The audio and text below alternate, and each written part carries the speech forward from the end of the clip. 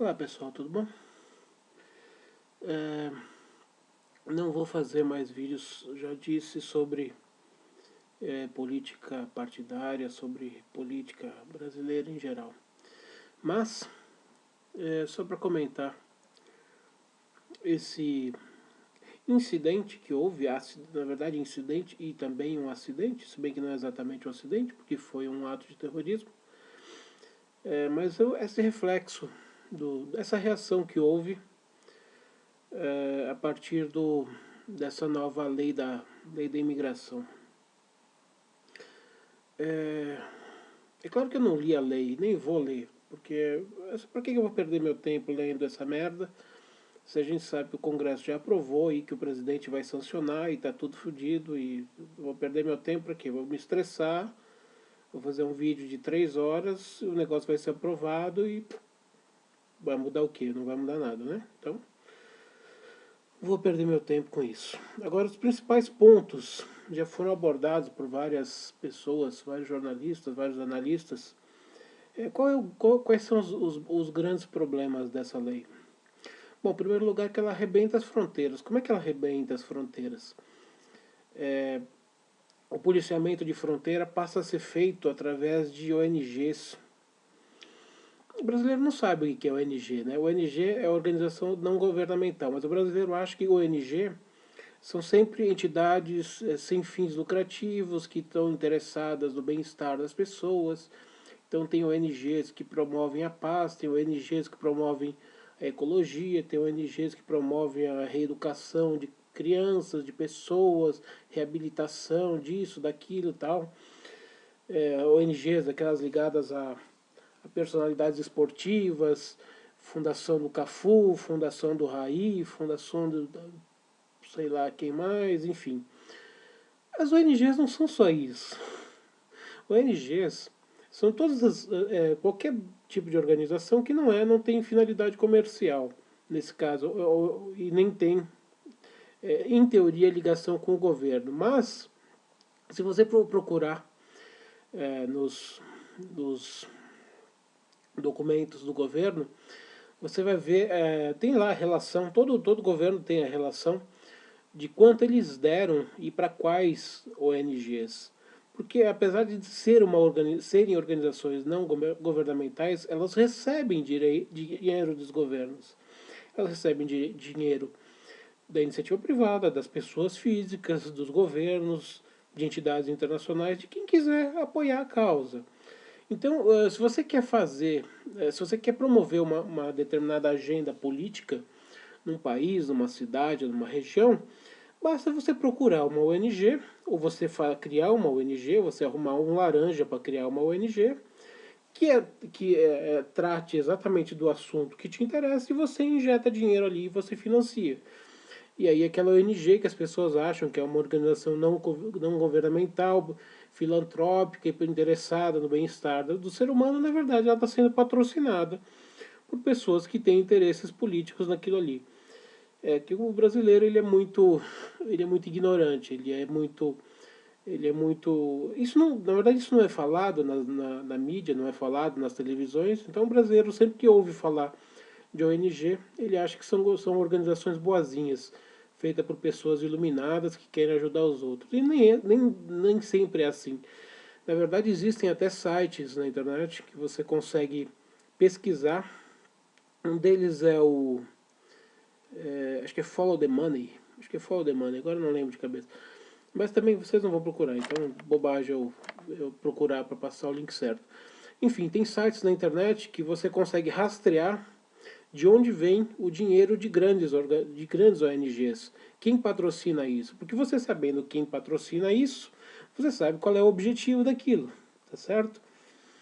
Porque a pessoa que dá uma quantidade de dinheiro muito grande para uma determinada ONG é porque ele está querendo patrocinar aquela ONG. O que trata daquela ONG? Ela trata de alguma agenda política. Tá certo? Então você deixar as fronteiras, as fronteiras sendo patrulhadas por ONGs, em vez de ser a, a Polícia Federal, é uma piada, né? Qual é o país do mundo que faz um negócio desse? Nenhum. É que o Brasil não é um país, né? O Brasil é uma zona. inclusive reconhecida provavelmente por todos os outros países. E quais problemas mais essa lei da imigração ela cria? Em primeiro lugar, que ela não cria restrições para entrada de gente no Brasil. A pessoa pode ter ficha criminal, ela pode ser membro de organização terrorista, ela pode ser membro de organização criminosa, de organização narcotraficante, ela pode ser qualquer coisa. Assim, o Brasil aceita tudo. Venham que o Brasil é o Brasil da mamãe Joana. Entra tudo. O que você quiser colocar, você põe. É uma grande orifício anal apontado para o alto. Entra tudo. É isso. Então você vai dizer o que? Isso significa que não se deve aceitar imigrantes? Não. O Brasil, como a grande maioria dos países da América, foi formado por imigrantes. Todos nós somos descendentes de imigrantes. Alguns poucos têm descendência índia, mas a maior parte é descendência ou de europeus ou de africanos. Uma boa parte de asiáticos, inclusive. Então, o Brasil e os demais países da América foram colonizados por imigrantes. Agora, existe uma diferença entre você ser um imigrante que chega num determinado local para morar, para criar, para conviver com as pessoas que estão lá, e imigrantes que vão para um determinado país ou uma determinada região para provocar problemas, para explodir as pessoas, para criar problemas, para se esconder da polícia, para fazer tráfico de drogas. Então você tem que selecionar. É para isso isso é que todos os países sérios do mundo fazem. Você tem que selecionar. Eu não posso ser imigrante. Olha, amanhã eu quero morar em Nova York. Posso? Pego aqui minha mochila, boto nas costas, pego o avião, desço lá. Oi, vou morar aqui agora, tudo bem? É claro que não. Nenhum país decente aceita isso. Nem na Europa, nem na... Qualquer país minimamente decente não vai aceitar esse tipo de coisa. Você precisa checar antecedentes, você precisa ter vários pré-requisitos. E essas pessoas que vão chegar aqui, além de tudo isso, elas vão ser tratadas exatamente como um brasileiro normal.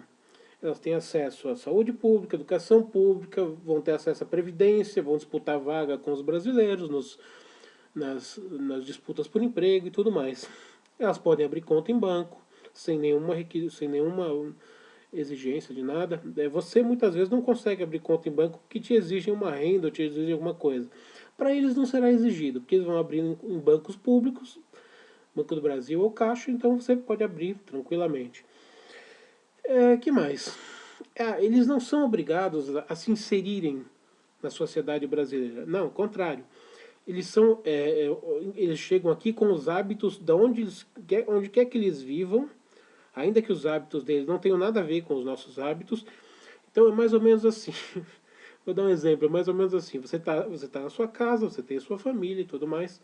Aí de repente você recebe uma pessoa. E a pessoa vai passar, vamos dizer que a pessoa vai passar a morar na sua casa, tá certo? Aí você tem todos os hábitos da sua casa, assim, tal almoço tal hora, o janta tal hora, café da manhã, as pessoas saem, desligam a luz e tal, não sei o quê. Aí você recebe uma pessoa que tem hábitos absolutamente contrários, por exemplo, você acorda lá todo dia às 9 horas, sai, vai trabalhar, volta, tal. A pessoa não, ela inverte. Ela acorda 3 horas da tarde, ela passa o dia inteiro acordada e ela vai dormir 5 horas da manhã. Então ela começa a comer no horário errado, e ela quer mudar todos os hábitos da sua casa. Então ela quer que você passe a dormir no horário dela, passe a querer fazer as coisas de acordo com a agenda dela.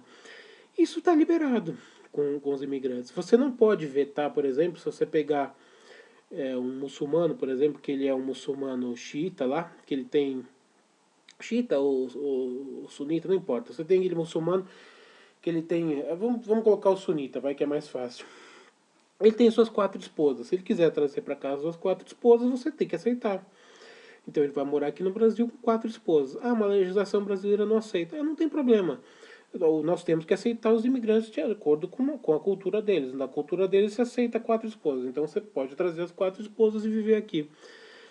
Ou seja, o Brasil está arreganhando as suas leis, a sua cultura, para quem quiser chegar e modificar. Olha, eu cheguei aqui, eu quero modificar a porra toda.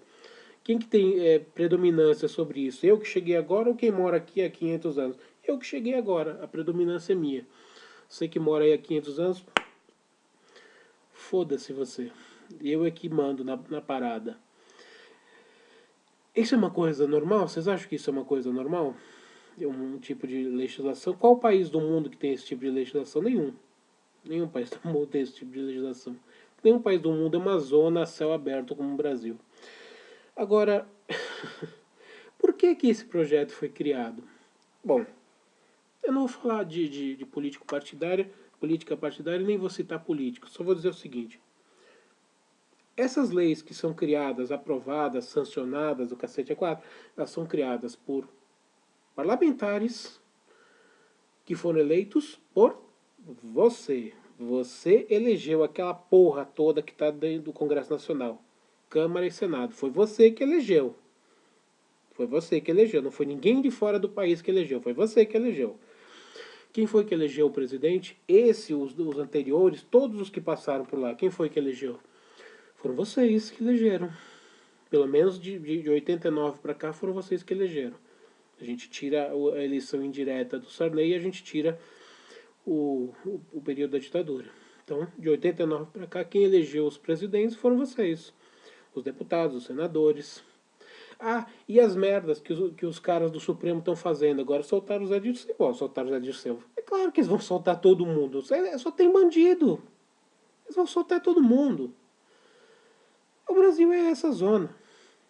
Agora, vocês não elegeram os caras do STF, né? Tá certo. Mas quem é que indica aquelas criaturas que habitam o STF, que eu não vou nem chamar de ministro nem de juiz? Quem é que elegeu? Vocês não elegeram, mas vocês elegeram os presidentes que indicaram aquelas porras lá. E aí, quando os presidentes indicavam o ministro do STF porque ele era amigo, porque ele era advogado do partido, porque ele era amigão, parente, cunhado, cacete a quatro, era chegado e tudo mais, alguém protestou? Não, ninguém protestou, ninguém fez nada. Deixa lá. Deixa eles elegerem todos os seus amigos para trabalhar no Supremo, que aquela porra é vitalícia. Aí a gente faz um monte de merda, os caras vão lá, absolve tudo, a gente faz merda, os caras vão lá, absolve tudo, e é assim que funciona. Muito simples de fazer a coisa. Então, no final das contas, de quem é a culpa disso tudo? A culpa disso tudo é de quem coloca esse povo lá. Tá certo? A culpa disso tudo tem deputado, senador que tá lá há 50 anos, 30 anos, 40 anos. O cara já tá com filho, com neto, já com filha, com neto, já botou filha, já botou neta, já botou mulher, irmão, tio, primo, todo mundo nessa porra toda desse esquema. Assim, o cara vai morrer e vai deixar o resto da família lá. Então, assim, é uma dinastia, vai ser pra vida inteira.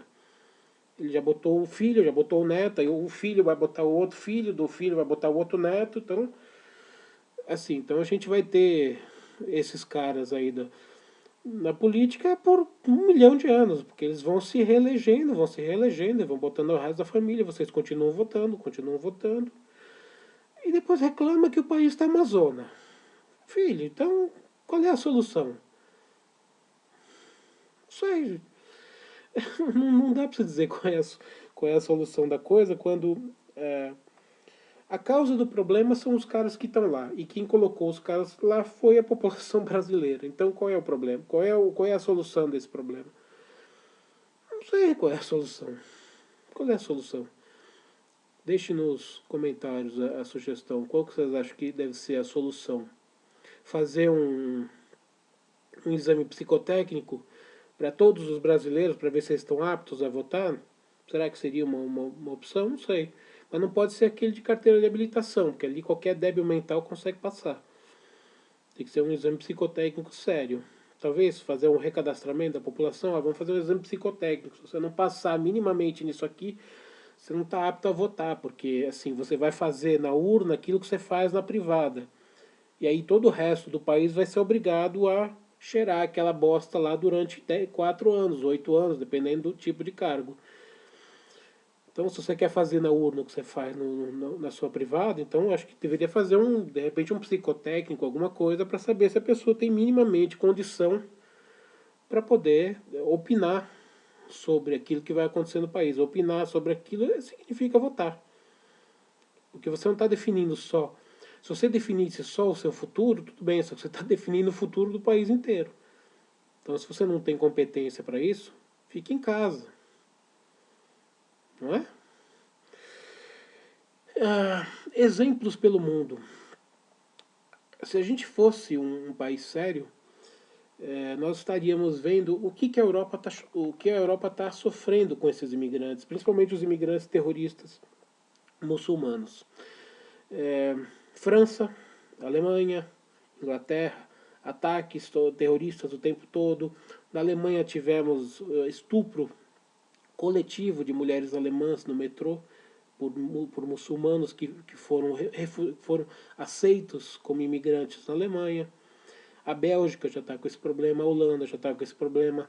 A Suécia agora é a capital do estupro, porque o muçulmano ele tem aquele, dentro da legislação muçulmana, quem não é muçulmano, ele é kafir, ou seja, ele é de uma outra categoria.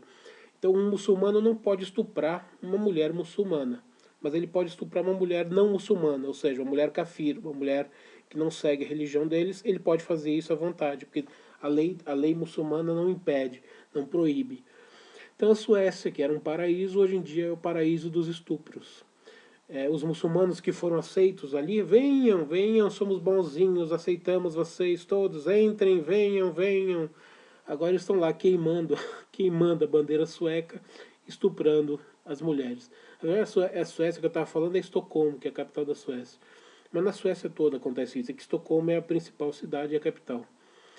É isso que acontece quando você arreganha as suas fronteiras, você quer ser bonzinho. Não, vem aqui, tadinho, vocês são refugiados, venham aqui, a gente recebe vocês. O problema da religião muçulmana? Não. O problema é de interpretações que fazem da religião muçulmana. Eu já fiz um vídeo aqui no canal explicando como é que surgiu o muçulmano radical, da onde que veio essa loucura.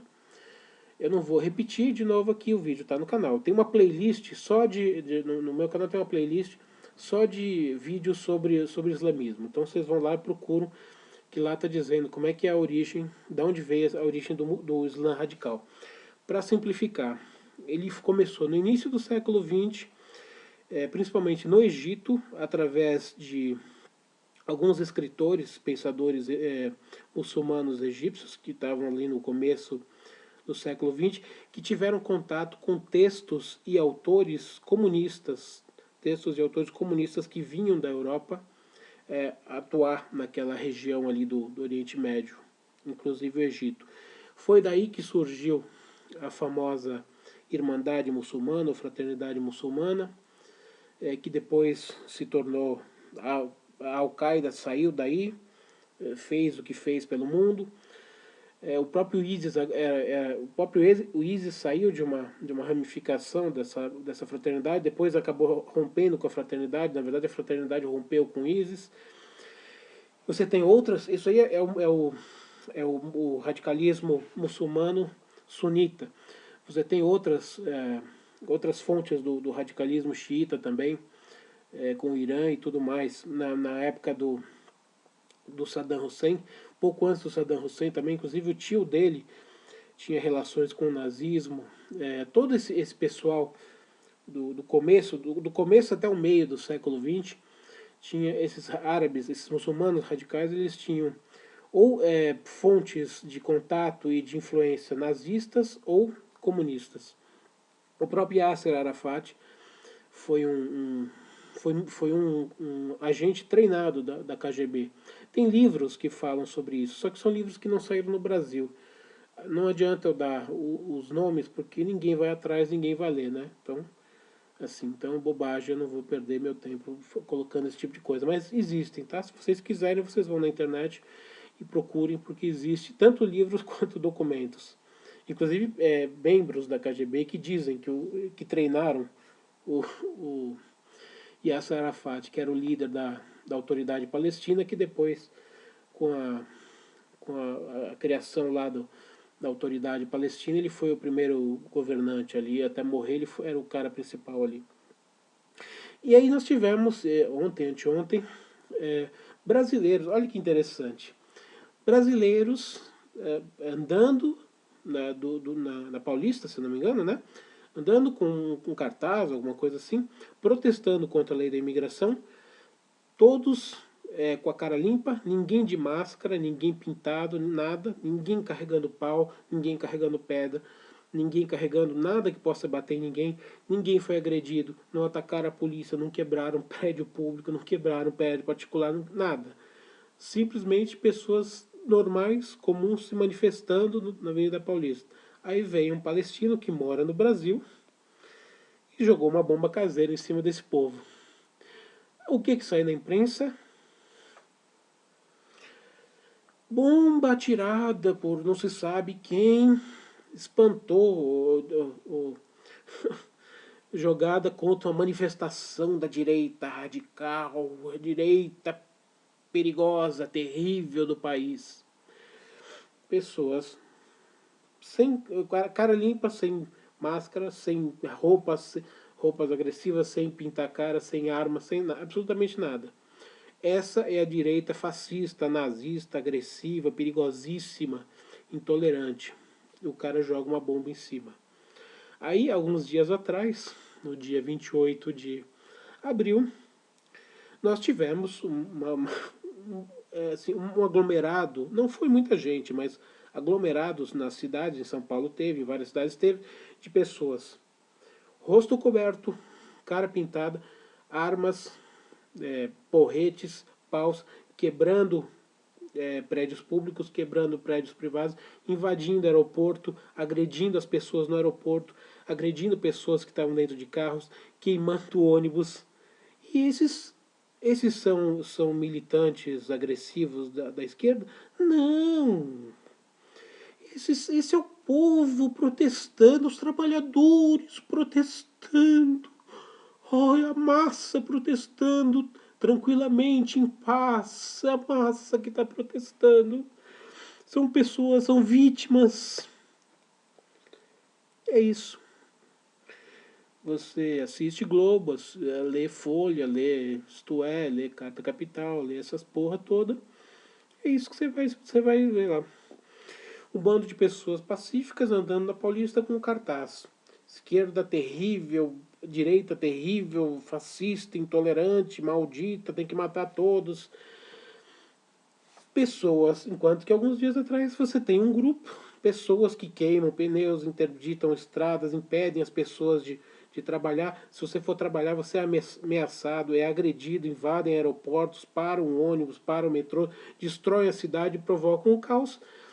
Essas pessoas são intolerantes, fascistas, nazistas, bandidas? Não. Essas pessoas são trabalhadores protestando pelos seus direitos, protestando pacificamente pelos seus direitos.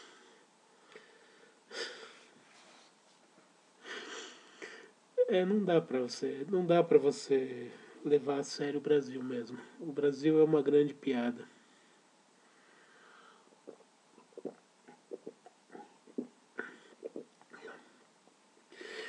E as pessoas, elas leem, assistem, estão vendo que o fato que acontece é um, o fato que aparece na mídia é outro. As pessoas de bem, pacíficas, honestas, tranquilas, sem violência, sem agressão nada, essas são taxadas de extremistas, de radicais, de fascistas, de violentos. E enquanto que você tem num outro dia, um outro tipo de manifestação de pessoas mascaradas, agredindo, destruindo, quebrando, incendiando, provocando o caos. Essas pessoas são boas, são trabalhadores, são honestas, é uma manifestação pacífica. Você vê uma coisa, te dizem outra. Você vê outra coisa e te dizem outra. Assim, você está olhando aqui, ó, tô com uma maçã na mão. Mas a Folha, a Veja, o Globo está me dizendo que é uma banana. Então eu estou vendo que é uma maçã, mas como eles estão dizendo que é uma banana, então deve ser uma banana, porque eu não enxergo direito, eu não estou vendo que é uma maçã. Então eles devem ver melhor do que eu. Então eu estou com uma maçã na mão, mas eu acredito que é uma banana, porque a imprensa está dizendo para mim que é uma banana. Aí quando for o contrário, quando eu tiver com uma banana na mão, que eu sinto que o formato é diferente, é o formato mais comprido, mais roliço, não é diferente da maçã, que é redondo, né? Então eu estou segurando a banana. Mas a imprensa está dizendo que isso aqui que eu estou segurando não é uma banana, é uma maçã.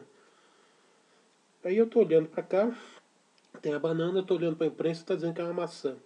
Então, como eu sou um brasileiro imbecil, catequizado, com a mente destruída, com o cérebro derretido, então eu olho para a banana assim e falo, não, a imprensa está certa, isso aqui deve ser uma maçã. Eu é que não consigo enxergar, o pessoal da imprensa enxerga melhor do que eu. Essa é a bosta chamada Brasil em que a gente vive. Esse hospício que a gente vive. Porque eu tô vendo uma banana e se a imprensa está dizendo que é uma maçã, eu quero que a imprensa se foda. Eu tô vendo que é uma banana e eu sei que é uma banana. Porque o meu cérebro não está derretido. Então a gente vê esse tipo de coisa e vê esses milhões de brasileiros imbecilizados que olham para uma banana e acreditam que a banana é uma maçã. E você fica absolutamente... Em que hospício eu estou vivendo? É isso. Então, é isso. Esse é o nosso problema. Esse problema não se resolve pela política. Esse problema se resolve pela educação. Enquanto não forem desimbecilizados esses cérebros que foram imbecilizados por 50 anos, não vai adiantar. Não, tira um político, põe outro, tira um partido, põe outro. Não vai adiantar. A merda vai continuar igual. Porque as pessoas não conseguem reconhecer o que elas estão vendo. Elas estão vendo uma coisa e elas estão acreditando em outra que dizem para ela.